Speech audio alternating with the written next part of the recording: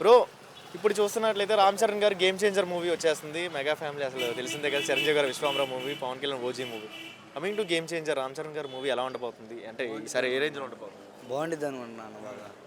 ఈసారి కొన్ని సినిమాలు ఫ్లాప్ అయినా కానీ ఈసారి ఇంకా చాలా చాలా రోజుల తర్వాత వస్తుంది కాబట్టి ఇంకా బ్లాస్ట్ చేసేస్తారు. అవునా?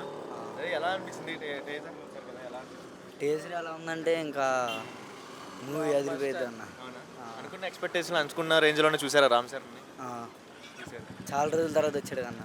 చూడకుండా గేమ్ చేంజర్ ఎలా ఉండబోతుంది? రియల్ గేమ్ చేంజర్గా ఉండిద్దా, ఇండస్ట్రీ గేమ్ చేంజర్గా ఉండిద్దా? రియలే అన్న. ఇంకా ఎవడైనా కానీ ఇంకా అయిపోవడం అది. అంతే. రీసెంట్గా వచ్చిన మూవీస్ అన్నికి బ్రేక్ ఇస్తాడంటారు మరి రామ్ చరణ్. అంటే శంకర్ గారి డైరెక్షన్ చాలా ఫ్లాప్స్ ఉన్నాయి. మరి నిజంగా ఈ తేలుతారంటారు, సముద్రంలో తేలుతారంటారు. తేలుతారన్న. తేలుతారా? కెరటలో కొట్టుకుని వస్తుంది ఇద్దరు. శంకర్ గారు, రామ్ చరణ్ గారు. Okay, coming to Pawan Kalyan OG movie. ఏం చెప్తావు ఓజీ మూవీ గురించి? ఒక మాటలో ఏం చెప్తావు? ఒకటే అన్న, ఇన్ని రోజుల నుంచి క్లాస్గా చూశారు, ఇప్పటి నుంచి మొత్తం ఇంకా మాసుగా అయ్యాను. పవన్ కళ్యాణ్ పైగా డిప్యూటీ సీఎం అయ్యారు. పిఠాపురంలో రెచ్చగొట్టేస్తున్నారు. ఇంకా సినిమాల్లో అయితే బ్లాక్ బాస్టర్. ఒక మాటలో ఏం చెప్తావు పవన్ కళ్యాణ్ గురించి? ఫ్యూచర్లో ఎలా చూడాలనుకున్నావు పవన్ కళ్యాణ్ సీఎంగా అన్న?